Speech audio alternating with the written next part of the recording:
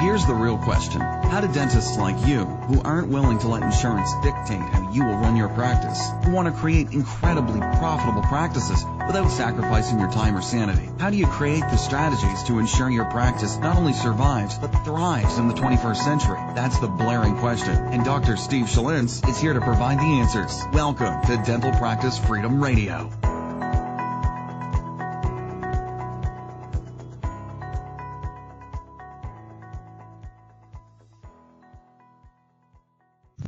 What is up, everybody? This is Dr. Steve Schalintz, and I want to welcome you back to another episode of Dental Practice Freedom Radio.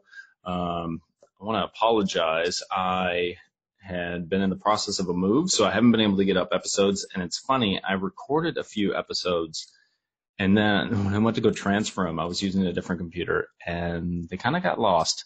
So to make a long story short, I don't even know what I talked about on those other episodes. So those are going to be in a lost archival footage someplace. That it's going to be like one of those rare unrecorded episodes that you're able to get 300 years after the fact. I'm just kidding. But what I want to do is start to talk about the new patient experience more. And this is one of the focuses that I really wanted to kind of hone in on this podcast, because this process, regardless of what you do, is so paramount to success. And I'm not just talking about your dental practice. I'm talking about any business you have. There's a great book. It's called Spin Selling. And it talked about this concept that the larger the sale is, the longer the process is going to take. And when I work with dentists and I talk to dentists about this, they go, yeah, that makes sense. And then they still do the same thing. So regardless of how big the treatment plan is, the process looks exactly the same from patient to patient. They go in, they do an exam, they give them a treatment plan, and they wonder why the patient says no. I'm going to tell you right now, if you're doing any type of full mouth dentistry, you have to understand that in order for your case acceptance to go up, the process needs to look different. So when your cases are above $20,000, you might luck out, and that's another thing too that happens is dentists, they can get lucky sometimes, and then they think that their process actually works. The process doesn't necessarily work. What that meant was the patient was so desperate for a solution that literally you could have given them a piece of paper and said, I can help you, and it's going to be $25,000, and they would have accepted it. That doesn't mean that you sold them. That means they were already sold before they came in. So what about those patients that are kind of on the fence? They could go either way. And remember, most of what we do in dentistry is elective anyway. So those types of patients, if you were to sit down with them, do a consult, do an exam, give them a treatment plan, and tell them how much it's going to cost, 9 times out of 10, that patient's going to say no. And the reality is you can blow them so much out of the water that not only are they going to say no, but they're going to leave your office, and they're going to go, gosh, that dentist was expensive and X, Y, and Z, and I'd never go back there. So the question always is asked to me, how do you change the process? And so this is obviously going to be a discussion for multiple podcast episodes. But the first thing I want you to do is, it's very simple. Slow down. Honestly, slow down the process. And when I'm working with new patients and I know it's going to be complex, even if it's simple, I still go through the same process. They come in, they do an interview with me. I try to identify what it is they're actually looking for. Try to get their story, and then do what's called a guided tour. So what I'm trying to do at that point is not just chart teeth and perio and give them a treatment plan, but to help them connect themselves to their level of disease. And I take photos, and we go over the photos. And I know people do that. Where the breakdown occurs is if you do that and then you think that that's somehow going to be able to get them to accept treatment faster. It's not necessarily the case. Photos do help, but there's a process that goes into it. So the first step, honestly, is slowing down your entire process. Now, some offices aren't geared to do this. This is the big caveat, and this is what I see.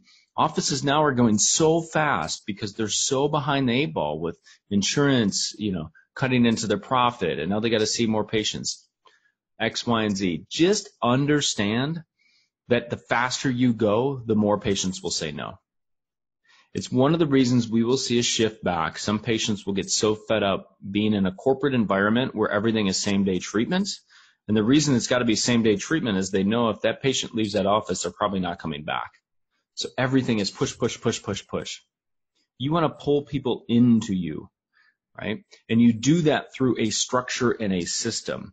You don't necessarily do that because you're, this is a question I get asked all the time. Well, you're a little bit more outgoing and you're a little bit more extroverted and maybe you're just more natural at talking to people. That's not necessarily true. I don't want to create a system in dentistry that is based on charisma. I want it to be a structure that makes sense so that patients can say yes time and time again. And what I have found is most dentists are doing the wrong things in their new patient experience that leads to problems down the road. They do not have a structure that's behaviorally sound for patients to say yes to large treatment. A crown or 2 crowns, yeah, sure. That's not a problem.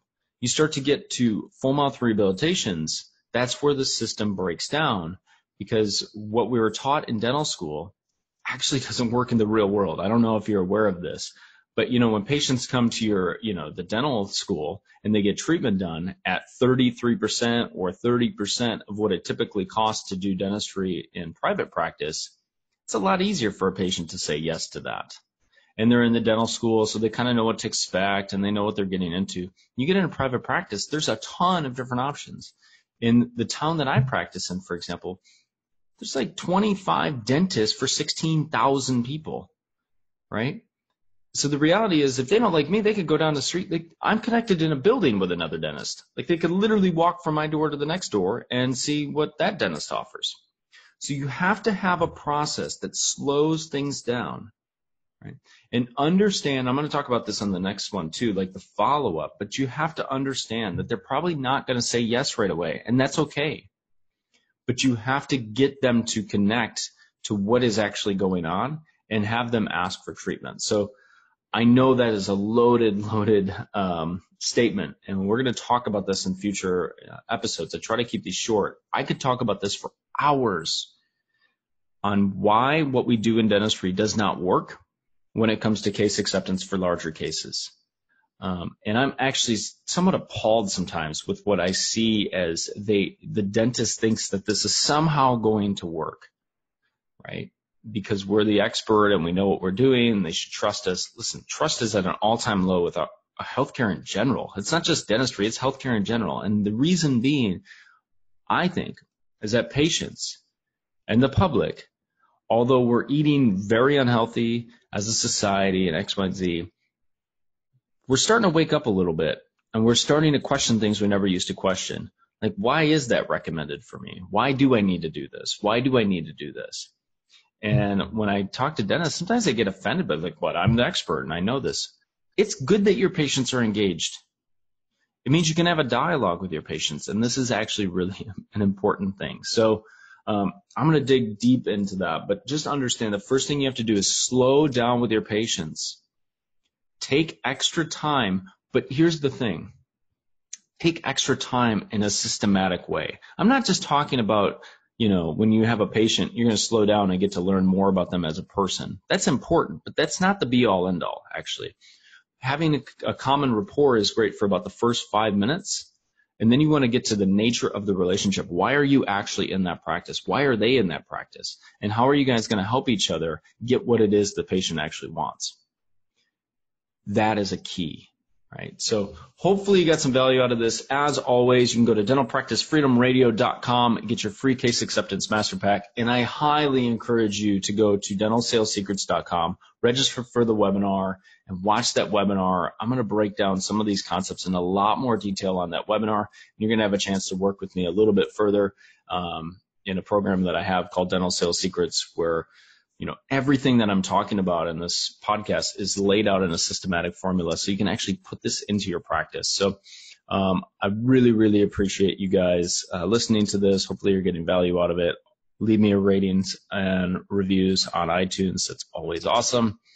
And thank you so much for the kind words. I'm getting a lot of Facebook messages, a lot of great feedback, and I really do appreciate that. So you guys take care. Have a great day, and I'll see you again at the next episode.